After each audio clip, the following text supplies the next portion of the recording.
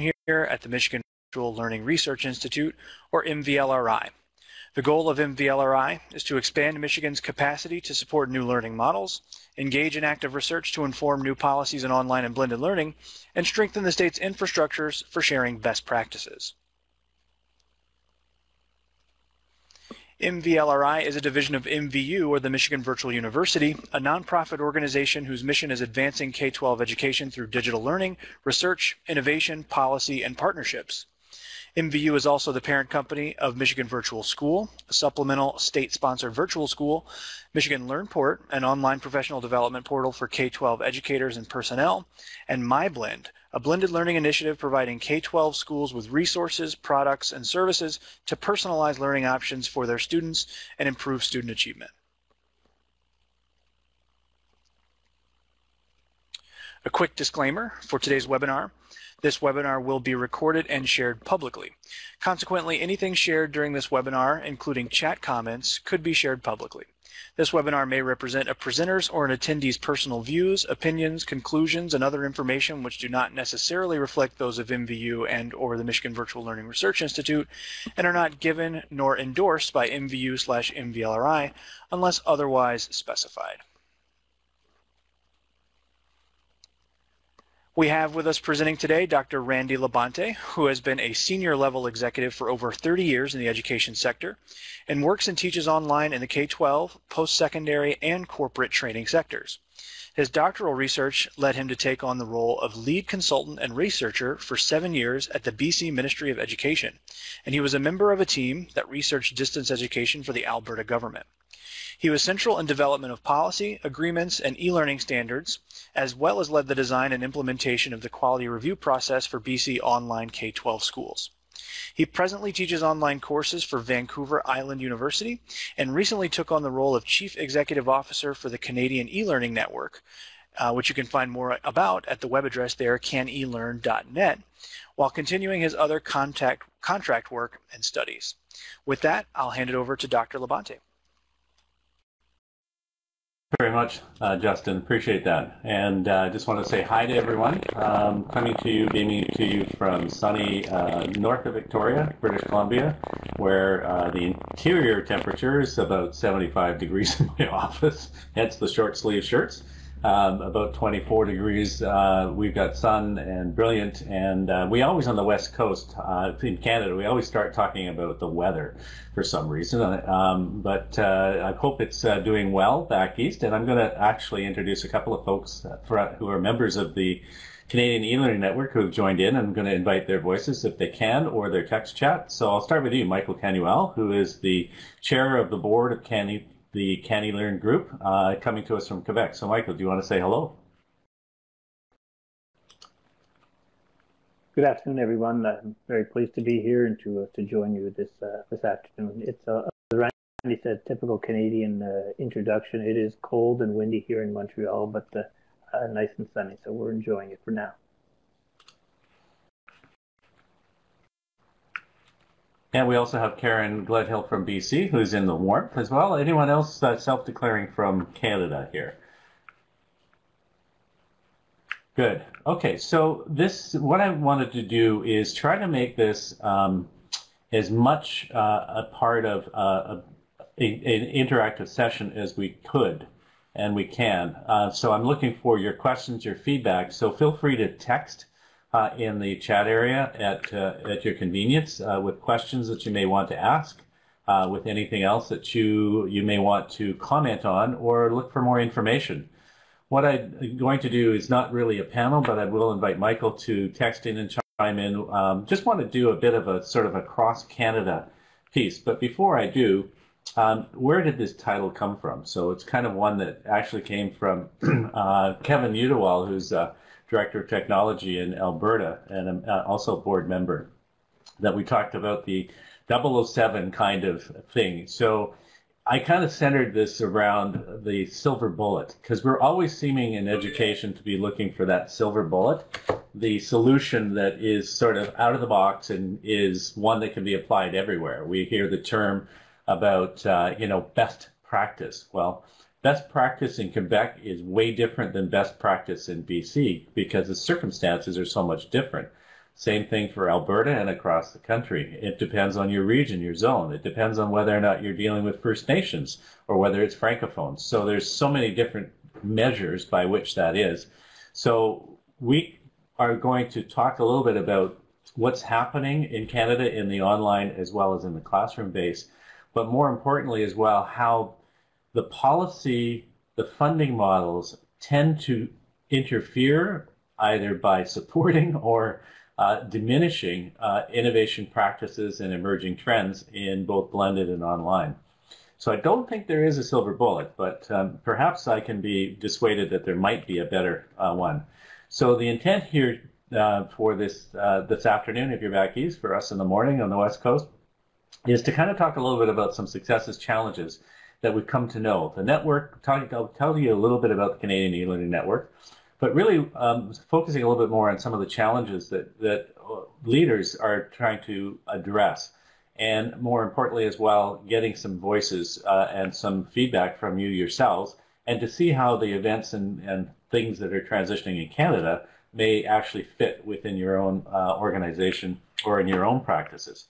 So we've been meeting at INACOL as Canadians who are in the online practices mostly over the past number of years. And we finally said, with the help and support of INACOL, to say, let's go create something on our own. So with the commitment of the individuals who are part of our network that's being stitched together, we started to create some events and we started to sort of hammer out a focus. So we created a mission.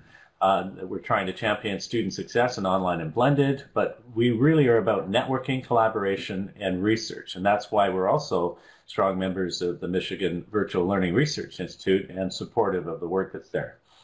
So we've been doing quite a bit of work over the past little while, and we've had a number of people come together. And just to give you an example of who is in the organization, there's a list of our board of directors. And so you see we kind of span across the country.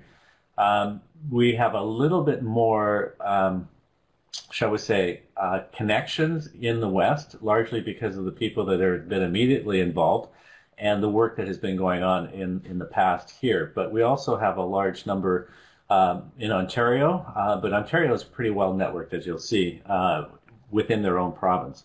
So it gives you an idea in terms of who's who in the zoo, so to speak.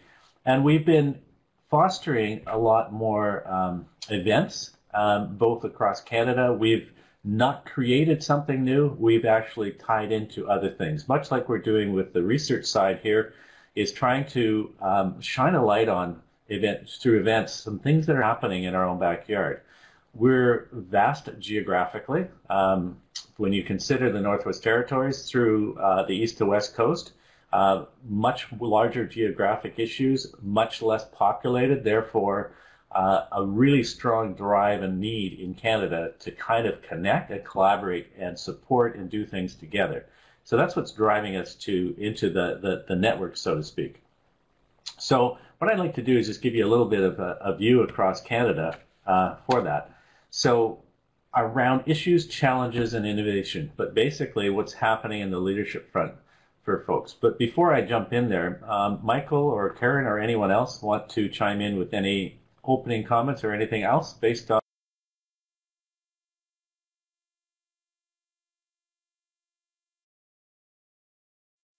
Fair enough. I'll watch the text chat, so feel free to do so. So just for a way of background, for those of you not familiar, is Canada is like the US, there's provinces instead of states, but education is a provincial mandate. So the federal government doesn't have any say in terms of what's happening in education in each of the provinces. So we operate in silos, really, pretty much. There's cross-provincial agreements that do occur, but those that are more isolated in smaller groups, notably the Francophone and the First Nations, really do a lot more networking across the country than those of us in public and independent education. We don't have a large degree of charter schools. There are some charter schools that have formed in Alberta, but essentially, other than the Catholics school boards, the public school boards, and then there are the independent schools, those tend to be sort of the main groups within Canada. and most of them are funded provincially from governments. So the taxes from the local residents in the province are the ones that are supporting education. Or politically, you know, what happens in terms of downturns of economy, like happening in the oil industry. So Alberta is facing a real challenge in terms of its budgets, which has a direct impact and effect on education. As I mentioned, the geography is one of the issues. Connectivity has been an issue in many places, and some have actually moved forward in terms of connectivity to address. Alberta has got a very strong infrastructure called SuperNet, and all of these factors affect how learning occurs, how it can be organized, and really affects what's happening in terms of practices for that. And in some cases, some provinces have gotten together and provincially brokered core technology licenses. So there's a province-wide license for Desire to Learn in Ontario, which is free and open to anyone. They had it just for the online schools before. Now they've opened it up to classrooms, and there's a huge increase in terms of classroom teachers that are working with technology. So I'll talk a little bit about that as sort of we move along. But those are factors when we kind of think about what's practiced in Canada and happening. So most of this, and I'm going to give credit. Sorry, go ahead. Just because Justin was asking for an explanation about when we refer to First Nations groups in Canada, maybe you could just go over that.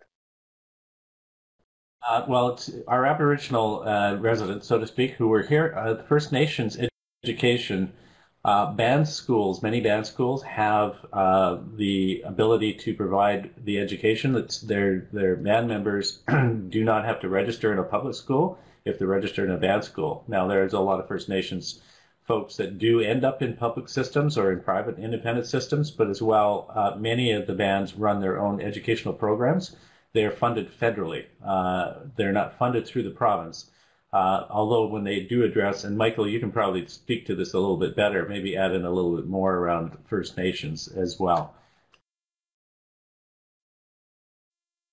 Exactly as Randy was saying, we add to all of this the First Nations, really are all the Aboriginal groups across Canada. We have the Mohawk, the Cree, all across Canada. They do come under federal funding. They work actually in many ways more as a network. And we also have the Inuit communities in the far north, in the northern Quebec, in the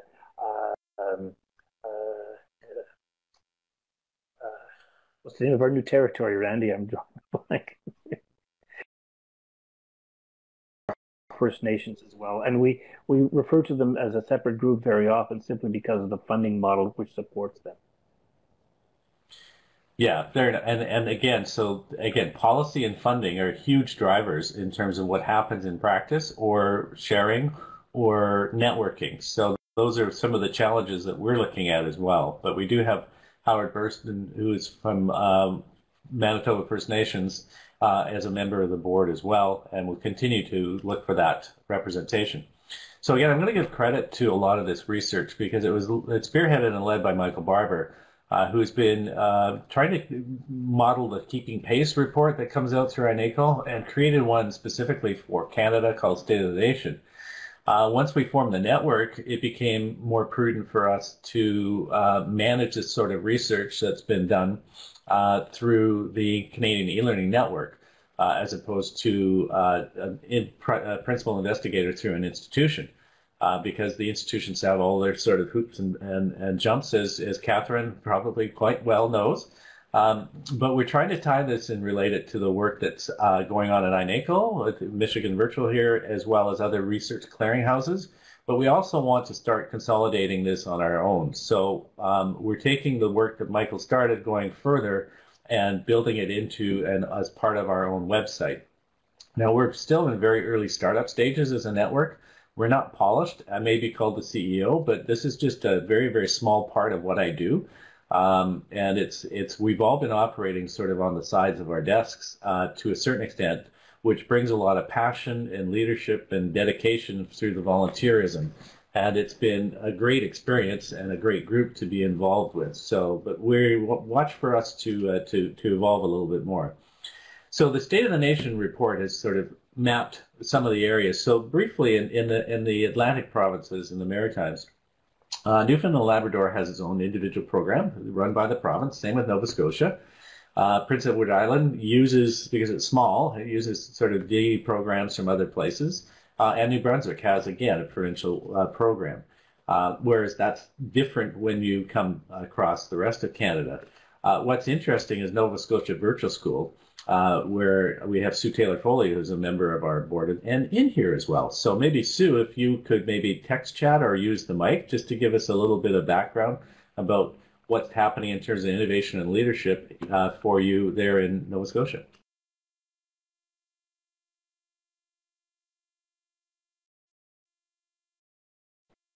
Or if you know how to operate the mic, but there you go, she's texting. Fair enough. So basically, a lot of provincial-wide initiatives are much more consolidated and streamlined. So there's a consistent use of learning management systems. There's typically a resource strategy in terms of creation of content and resources. And teachers are brought into from the field as well, and brought in to work with the courses. So there's a good flow between and among schools and programs. And since working through there, you can see, okay, fair enough, and a growth mode. But yes, a five-fold increase since 2008 in terms of work that's happening. And yes, and Nova Scotia is doing a lot of focus on professional learning and support for teachers. And because it is provincially driven within that, then there's, that's teachers that are both online as well as classroom-based. So, and we're learning a lot from some of the work that Nova Scotia is doing as well, and they've been sharing that with others in the network across Canada, which sometimes doesn't always happen. Yeah, exactly. Thank you. And that's important because as you'll see later, I comment that we're blurring the lines between what used to be distance education and what was in the classroom. And Quebec, Michael, I'll let you chat a little bit about Quebec in terms of Francophone and Anglophone. Thanks, Randy. For those of you who are not aware, Quebec really is a little bit distinct from the rest of Canada, primarily for linguistic reasons. 90% of the population here really is French speaking, and a lot of the work that goes on here really takes place in French. The English community is small, vibrant but small, and what's happened over the years is that while a lot of emphasis and energy has been put into developing a very 21st century curriculum, legislation and ruling around online learning has really followed suit. And as a result, while Learn has been giving classes online and really blending in a whole variety of ways since 1999, we're only now working with our provincial ministry to try to find an official way that we can do this with their recognition and support. And so we're actually in the process of creating the first virtual school for Quebec, which will hopefully go into place as of September. Ironically, again, what they're doing is they're using the English community here as Quebec as a little bit of a pilot model for it. And if it works, then they're going to go with the French community as well. We've had a lot of challenges, and just very quickly, as Randy was talking about, Learn's model, because of this, the name of our organization, Learn. We've been blending education in a variety of ways. We like to say we have a synchronous, asynchronous approach, and we have children in classrooms. So even the whole notion of blending is becoming so complex and so interesting. But a lot of interesting and exciting things happening here in Quebec. Although we've been very insular over the years, I think there's a real desire to reach out and collaborate and network a lot more. It's emerging, but it's a good thing. Yeah, thanks, Michael. I appreciate that. So a little bit around Quebec, and then of course there's always, we jokingly in the West call it the center of the universe in terms of Toronto. Ontario is one of the most populated and is really quite well organized, both in terms of its Francophone, but also in terms of its Anglophone. And there's recently 18 boards pulled together and created a consortium, the eLearning Ontario Consortium. There's also eLearning Ontario, which is a provincially led group that is supporting e-learning for both classroom-based as well as the online programs. They've organized provincial licenses, content.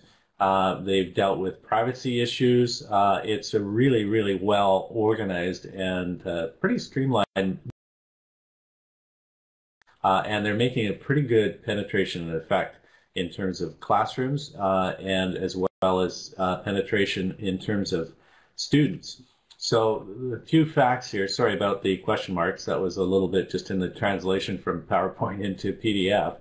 But in terms of those involved in e-learning, you can see the numbers that are close to 30,000 students. When you then factor in those that are classroom-based, specifically in terms of funding, you get a significant number of students that are directly involved in the online learning and blended learning in the province. So there's a lot. Those are, I believe, those are students in terms of headcount. I'd have to go back and check my source because I got this from Urs Bill, who from eLearning Ontario, and did that presentation. I'm not sure whether if that mobile is Michael Barber, he might have a comment as well. So suffice to say that it is a pretty well penetrated group in Ontario as well.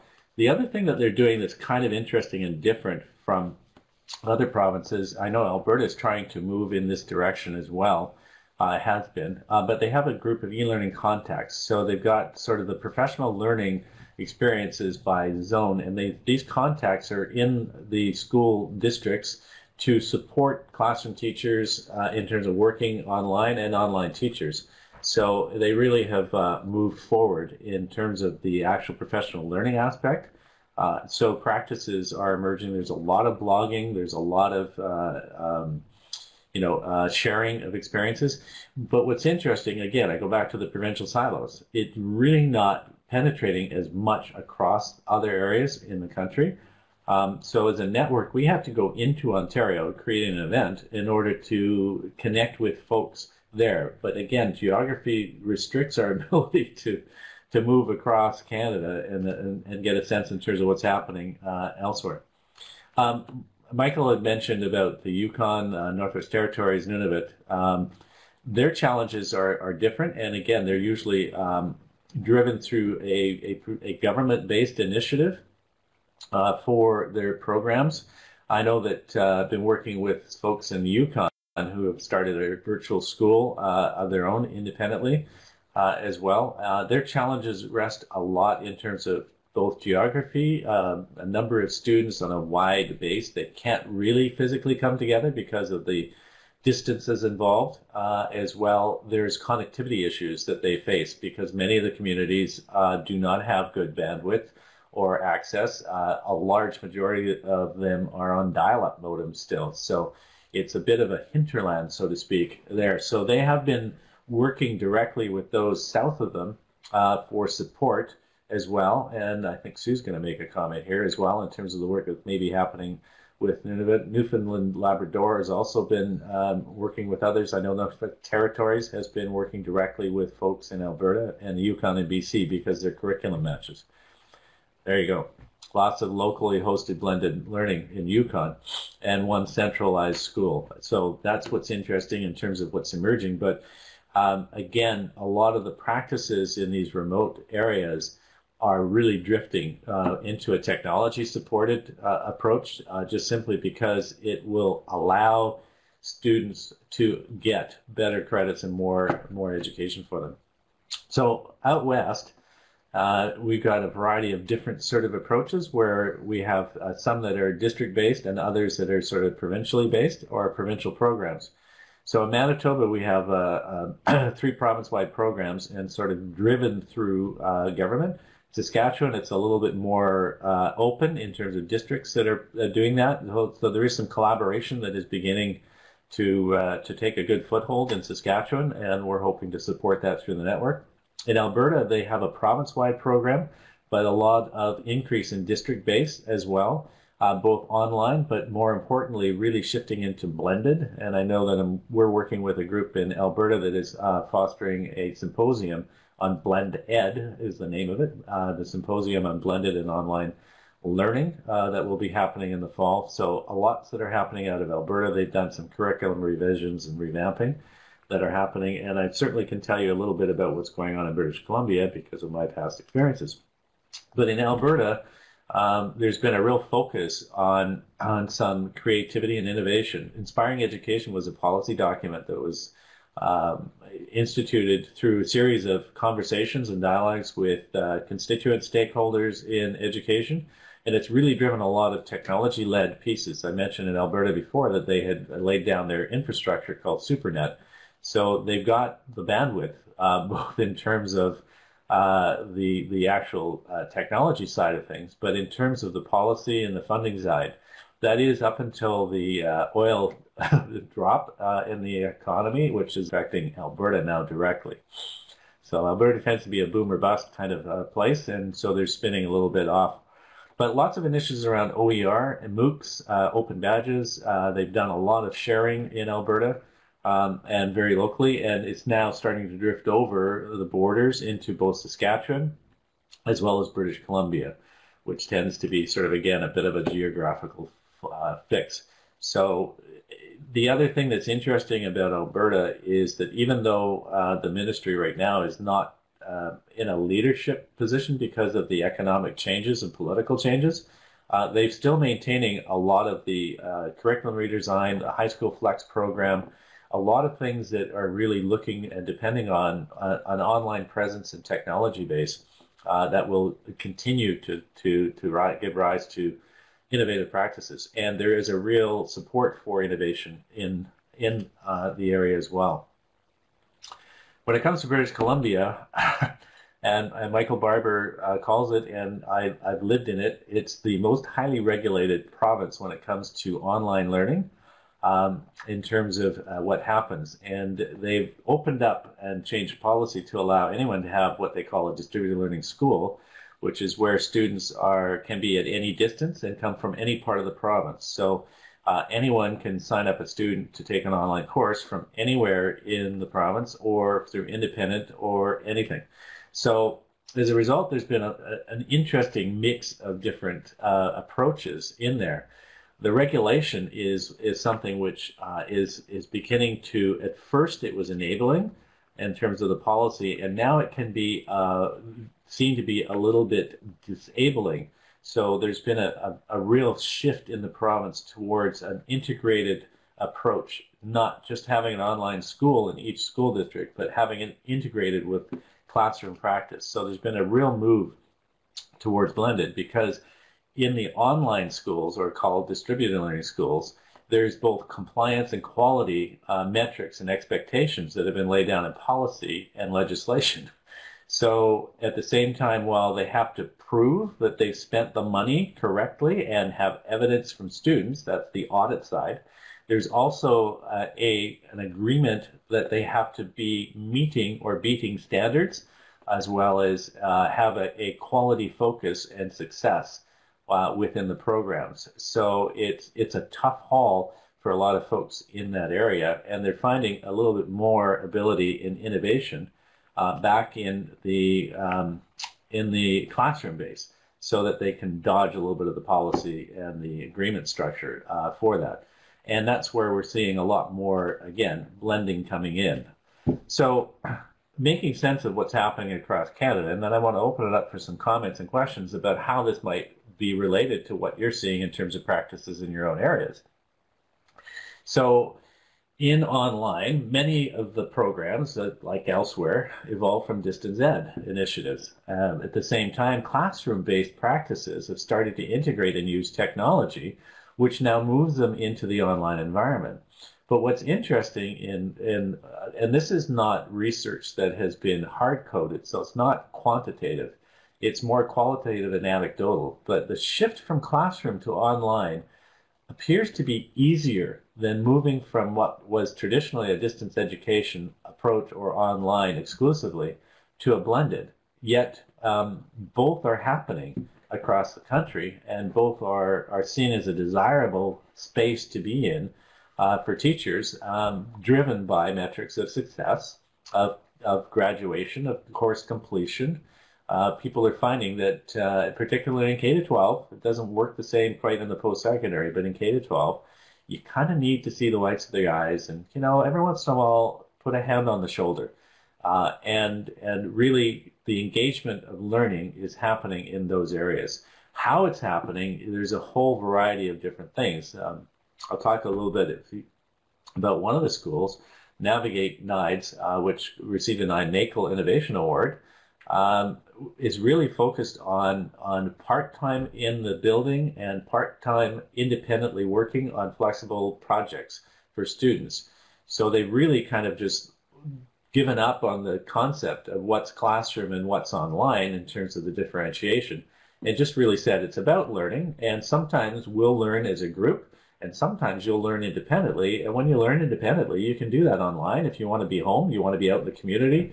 So they've really kind of suspended that in loco parentis and that custodial function, and pushed a lot more responsibility back to parents as well. And that kind of practice is happening elsewhere, where the Carnegie unit is no longer seen as being a critical piece. And that's also what's happening in the high school flex programs in Alberta. So a lot of shifting into that sort of blurred area. But again, because of the structure, practices, policy, funding, those that were strictly distance education programs are finding it more difficult to move into that blended area than those that are classroom teachers. So as well, some of the traditional distance ed, like Alberta's Argyle Center, is one of the, I was happy to see live online. Now, while they have students at a distance and they have folks across, students across the province, they do a lot of synchronous. They do a lot of structured, and they're shifting away from the any pace, any place, any time kind of approach to a lot more sort of teacher structured, some parent involvement, obviously, and some student choice within that for independence, but also with clear expectations. And Karen just texted a comment as well, the same thing from classroom and independent. ADLC is a provincial distance education program and provider, but it's also looking to build partnerships with schools and teachers so that while the content teacher may be at a distance, the school-based or community-based individual is not. So they offer in partnership that kind of a combined approach, and have really pursued that and will continue to pursue that. So in the same sense, there's partnerships that are starting to emerge between some of the public and the Catholics, as well as the more rural areas. So you get school districts divisions coming together to share resources through learning object repositories, through a Moodle hub, where they're sharing content courses, and a lot more of really sort of facilitated dialogue. And that's coming through sort of a federated approach in Alberta. It's sort of embedded in BC for a while. And what we're finding then is that seems to be supporting some of the work that those folks are doing. Ontario has it as well, and that's why we're looking to kind of help across Canada to cross-pollinate, so to speak, between these jurisdictions. But everything's sort of centering into the middle in terms of what we're finding of practice as it's evolving. The other interesting thing, and this comes out of BC, and sorry, I have a BC footprint, and but this is interesting data about the importance of this around completion, because BC really tracks a lot of data. Students in 2009 that were taking one or more online courses did poorer. They did not have a high graduation rate in completion for their public school program as those students that were not taking an online course. But by 2012, it flipped. So in essence, for whatever reason, and this hasn't been determined, but for whatever reason, whether it be that they're getting the course that they couldn't at their school, or that they're learning to be better independent learners because they're working online, or whatever the reasons are, those students that are taking one or more courses online now have a better completion rate of high school than those that are just in a classroom. Thought that was an interesting, and it could be that all the top of the bell curve is migrating into online, and maybe that's why that number is skewed. So it's just a number of different factors, but what it does say to us is that online is definitely here to stay, and it's very, very important. So what have we learned in terms of things across Canada? Well, you can see it there. It's blurred. It's not perfect. It happens in different ways, depending on such factors as geography, policy, funding, jurisdiction, whether it's federally funded First Nations, whether it is Francophone or whether it is Anglophone in Ontario or in Alberta or in Nova Scotia. But all are moving towards personalization and flexibility. Yet, and correct me if I'm wrong, for Sue, Michael, or Karen or others, there hasn't really been a large talk of competency-based here quite as yet as it is in the US.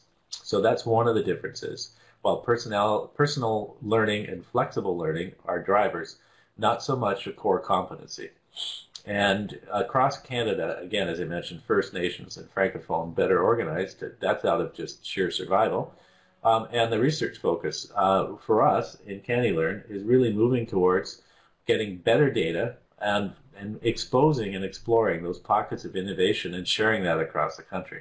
So that's essentially where we're hoping to go and why we're doing this through this emerging network. We have seen pockets of great innovation, and we are actually trying to recognize them. So we leveraged, because we don't have it in our network as yet, but we've been using the INACOL Innovator Awards to shine a light on Canadian practice. And over the past 3 years, sorry, this slide I forgot to update. Over the past 3 years now, Canadians been recognized for an innovation award. First, it was Audrey McLaren and Peggy Drolet at Learn, and Michael's initiative. Verena Roberts, when she was, who's now with CANeLearn, obviously, as well, part-time, through work that she was doing with the Alberta Distance Learning Center in terms of the first K-12 Open MOOC, as well as the Open Classroom and other open initiatives that she spearheaded for that year, was recognized. And then this past year as well, the Navigate program for Navigate NIDES in Courtenay, British Columbia was recognized for their creation. We also found that Josh Gray, in terms of the work he was doing in London, Ontario, we nominated him and shone the light back across Canada.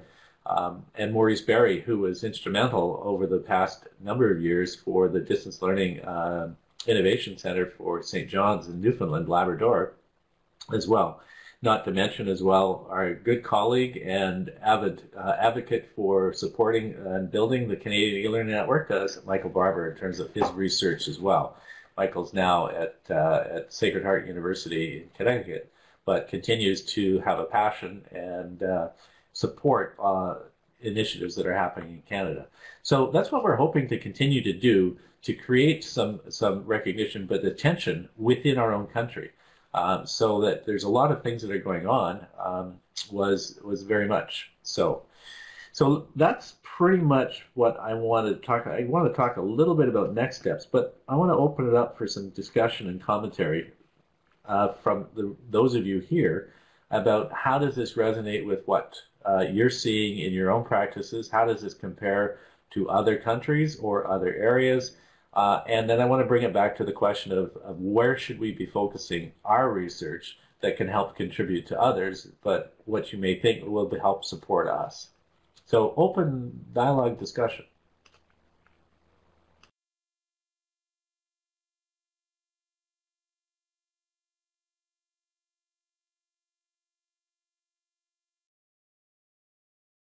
Anything else to add to that? Hi, Randy, it's Justin.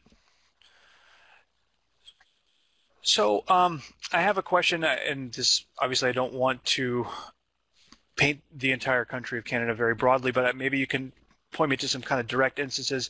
Are there any kind of specific legal requirements for mentoring of distance learners or online learners, like on-site mentors for kids in public schools, maybe differences across provinces, and have you seen anything, maybe some that you can point to effects of whether or not a student might have a mentor in a classroom for an online class? We do pretty much the same thing here in Quebec. We have an online, and it's a mentoring tutorial system that it works for all children, all students at the elementary and high school level. In the French side of Quebec, they do the same thing through a program called Allo Prof. These are, but they're not necessarily assigned to a particular student. They're just resources that are online that can be reached through synchronous programs. They can be there to help us more along the lines of homework assistance than I would call it truly mentoring. But it's been going on, and we have well over 10,000 students on a weekly basis who come on in the evenings and work with our tutors, and they get homework assistance, guidance in a variety of ways. And on the French side, it's about the same thing. So it's a very popular service, but it's not. It doesn't really address the students on a personal level. They just come on and they'll seek request and assistance in that particular way.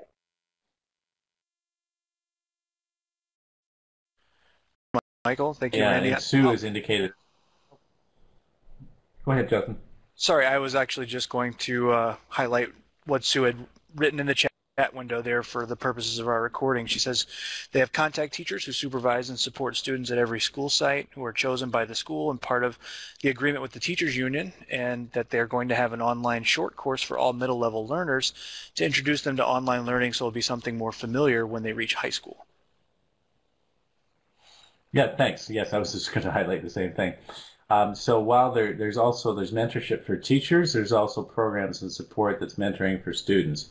Definitely both are key aspects to that because, again, like we said at the beginning of this session, let's keep technology transparent and out of the way and not make it about tech. But in order to get engaged, we have to help people get past some of those roadblocks. In the same way as teaching online has its own challenges. Even webinars online sometimes can have challenges as well. So, you know, some of the thoughts about where do we go from here is sort of like what, and I want to come back to sort of the network, the e-learning network we're evolving across Canada. And we've given it a construct called the Centre for Innovation. It's more of a construct, artificial. It's not a physical place, and it's not a digital place as it exists as yet. But some of the things that we are trying to do to bridge across Canada and support some of the things that are happening is a project that's just launching, Pan-Canadian English Resource Project, to try to pool together resources and share in English across Canada. Because again, remember, everything's provincially funded and provincially driven. So are there resources in Ontario that might be shareable in BC, in Newfoundland, in the territories, in Nova Scotia? Absolutely, and the same in the reverse. So that's some of the things that we're starting to do. The easiest space and the more important space to be in as well is focused learning, both for teachers. Again, the support for students is not something that we as a network are looking to do. That's a provincial mandate and is occurring. But we can do things such as webinars as these. We can share research. We've created an open course on teaching and learning online specifically for teachers. And then we've also are going to offer that up as a facilitated event for folks that join in the network so that we can actually give them some degree of badge or credential or certificate. We're also working with our post-secondary institutions to jump in and create a pre-service teacher certificate course about teaching online. There's interest out of the University of Lethbridge for doing that at a master's level as well.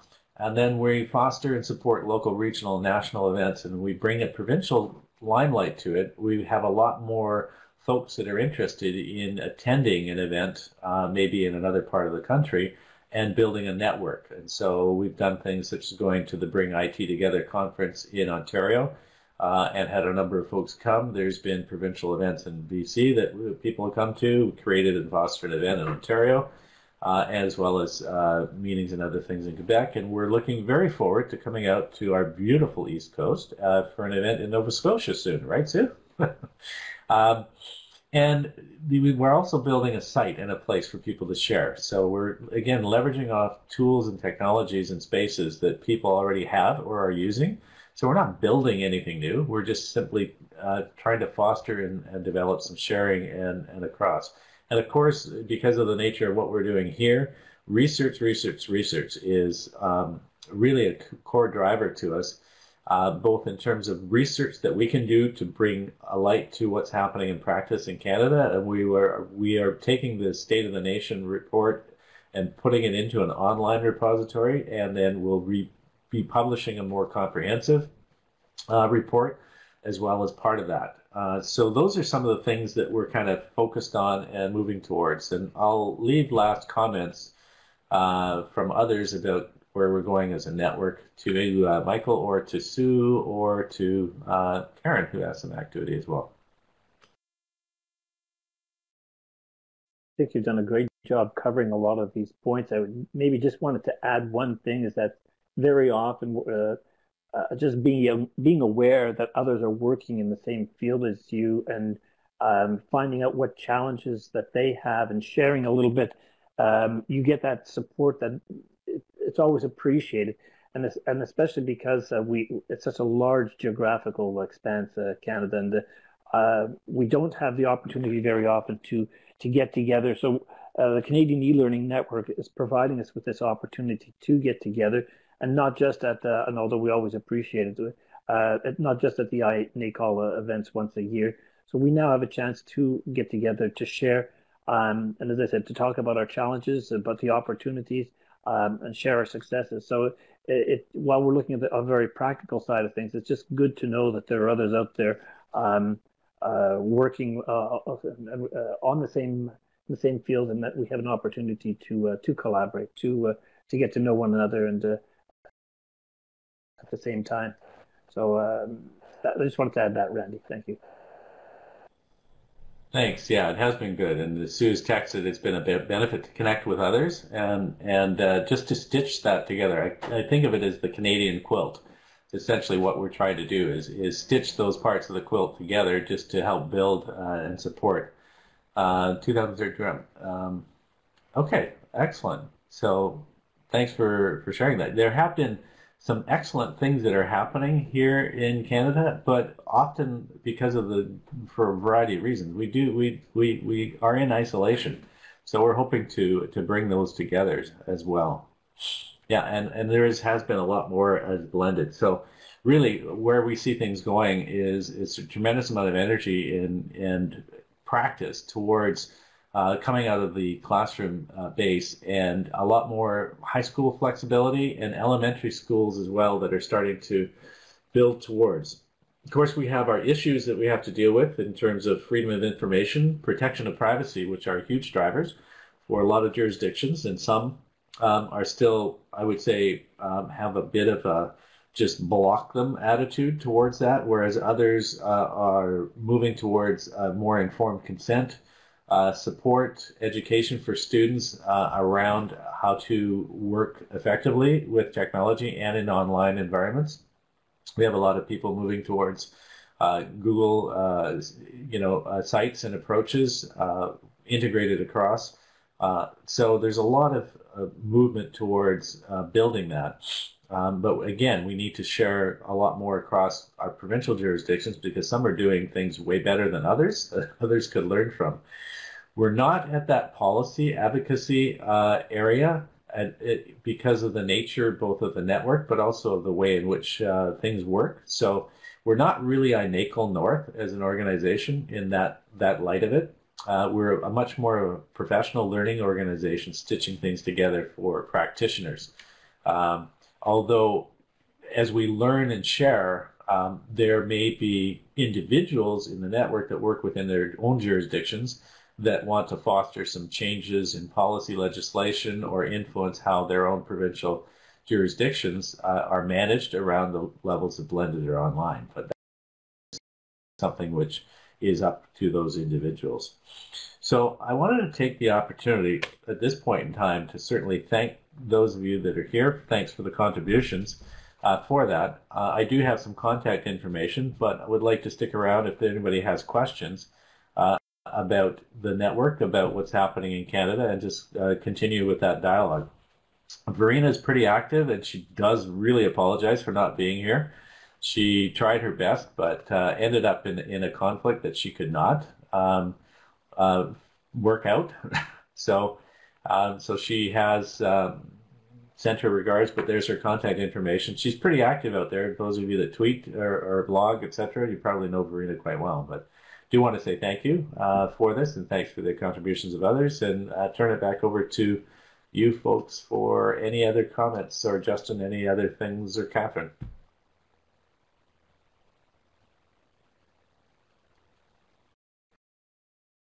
This is Catherine. I did have a quick question for those who wanted to field it, whether it be Karen, Michael, or I think Sue's already left.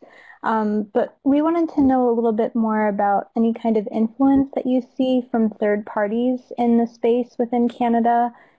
Is there anybody that's driving the effort in terms of vendors, or have you seen a lot of activity from for-profit industries versus the traditional education establishment? That's a very good question. It kind of shines a light back in terms of how we manage those connections as a network as well. There's a lot of corporate partners that are trying to support learning in the same way. They're trying to service a need. So a number come to light. We have some homegrown Canadian companies as well. That, but I don't get a sense. It's not quite the same in terms of policy driven through a corporate approach. I think the corporate folks are just trying to support the learning. But Michael, you may have some more commentary on that as well. Yeah, I think because you have education as a provincial jurisdiction, a lot of the larger for-profit organizations such as Blackboard, D2L, and others have a great deal of difficulty dealing with Canadians generally, simply because every province approaches things differently. As Randy was mentioning, in Ontario, in British Columbia, for example, they have a highly regulated province, and they address a lot of their educational issues in one particular way. Whereas in Quebec, we really have, when it comes to online learning, there are no rules and regulations. And everyone's, it's a little bit of a free-for-all. And then you go to Nova Scotia, where you have a provincially run virtual school. I think this causes a great deal of difficulty for the larger providers, simply because they can't find one model that suits everyone.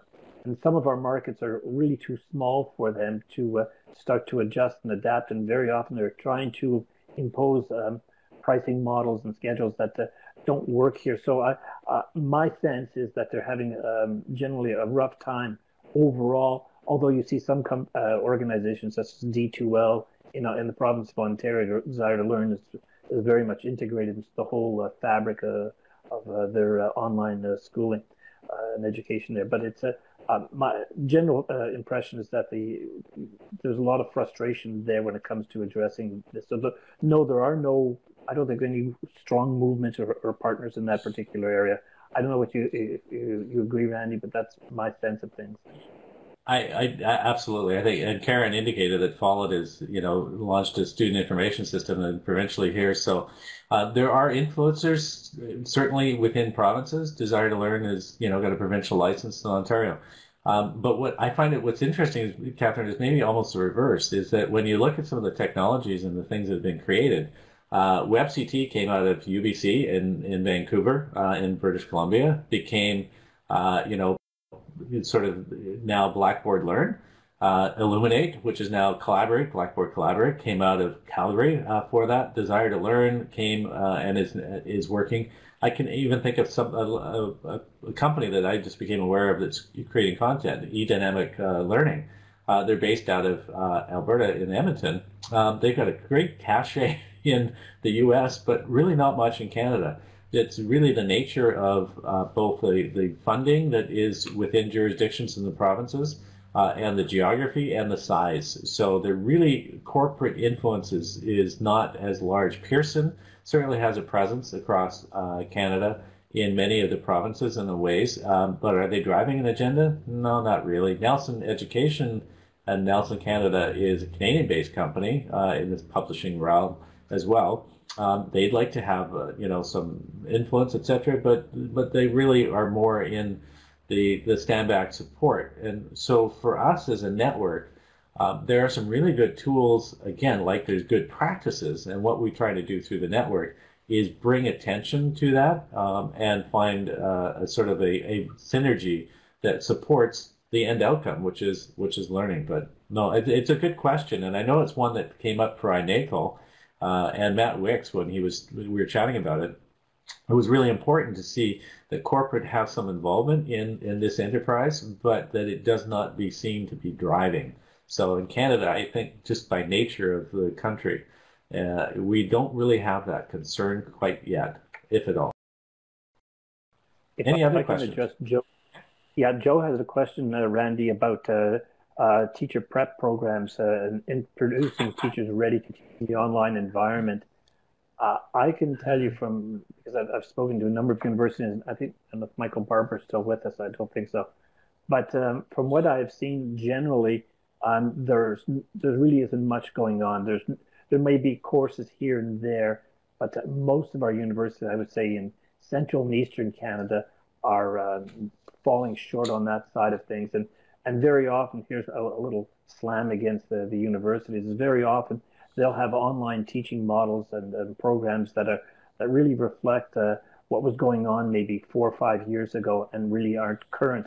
So the ones that I have seen are really not very good, and they're really not pervasive. So most teachers coming out of universities right now are not ready for this, have little to no preparation, and that's something that I think universities will have to address going forward. But that's Absolutely. My general sense right now.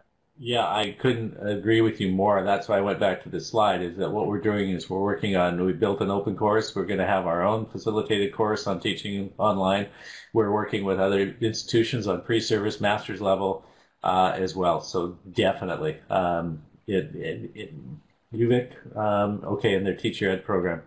It's evolving, it's occurring. There are pockets again of individuals that are really working towards that. I can say David Porter, who used to be exec director of a BC campus in post-secondary, is now working on a whole flexible learning initiative out of SFU, which is integrating back into their whole education programs. So it is happening. We want to be in those conversations, and we want to help support moving that forward. It's definitely a challenge as well, but so is in-service teachers who want to work with technology. So again, those events we foster a lot that are both skill building, but also pedagogically sound in terms of their approach in working with technology. That's an area which is just rife for us as a network. Good question.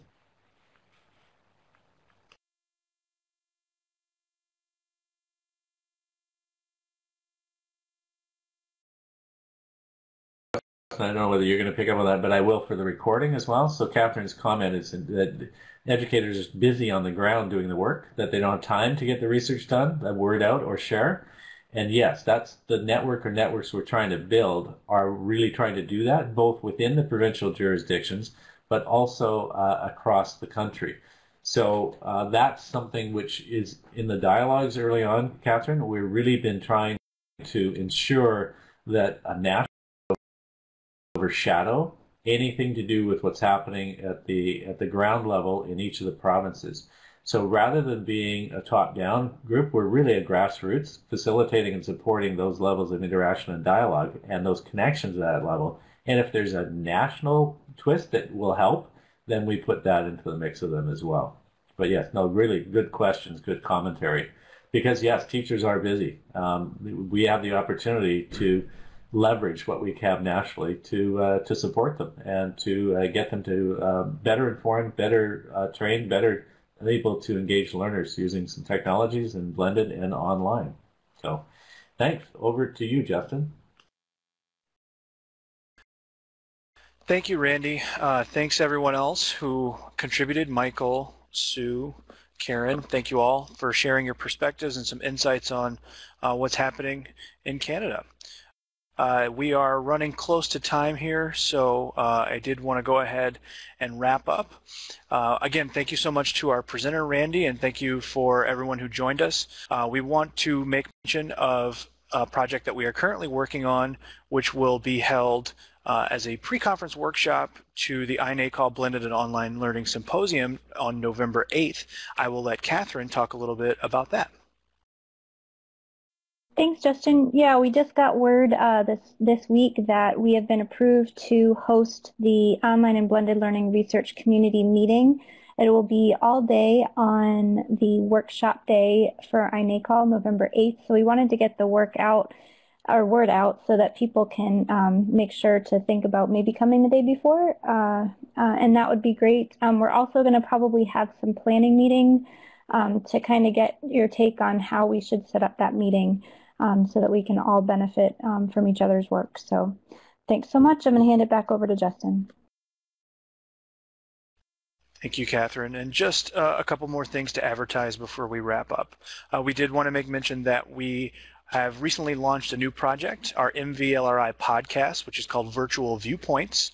The aim of the podcast is really to amplify the voices of those who are working in K-12 online and blended learning and see how we can use their stories to demonstrate the power of applicable research. So we'll be sitting down with practitioners, policymakers, administrators, and researchers to kind of share their stories. So if you'd like to check out the very first episode with Dr. Tracy Weeks, who works at the North Carolina Department of Public Instruction, and if you're interested in being a guest on the podcast, please feel free to drop me a line. I will leave my email in the chat window. We hope you enjoy that project. And again, our next webinar will be next Wednesday, February 4th at 2 p.m. Eastern. We'll be picking back up with our mentoring series where we'll be examining mentor orientation and training. We'll hear from Jared Borup, who is a fellow of the Michigan Virtual Learning Research Institute, faculty member at George Mason University, our own executive director of MVLRI here, Joe Friedoff, and Julie Howe from Three Rivers Public Schools, which oversees a great online mentoring program in Three Rivers, Michigan.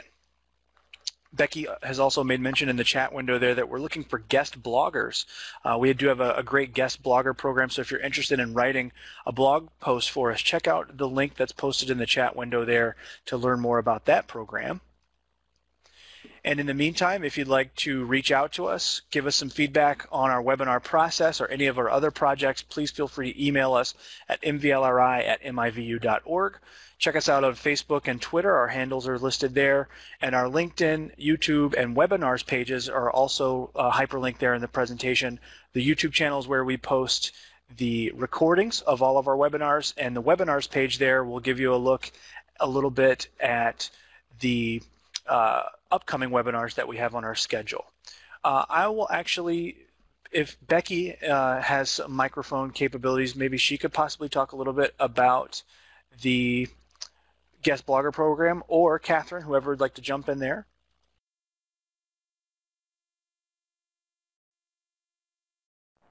I'm not sure that Becky has microphone privileges yet, so I'm going to go ahead and approach Diane's message. So Diane, the guest blogging is usually a one-time thing, and you apply for it, but we also, you can go ahead and send in content if you'd like us to post it as well. But the guest blogger is a program. If you go to that link, it will tell you more about it. It's usually just a one-time thing. Thank you, Catherine. And thanks, Randy, for dropping that contact there. We should get those folks connected.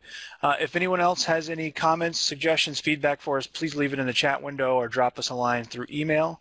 Thank you. It looks like Michael has also shared that those interested who may want to look at the peer-reviewed journal called Learning Landscapes, the latest edition deals with teacher training, and the link can be found there in the chat window at learninglandscapes.ca.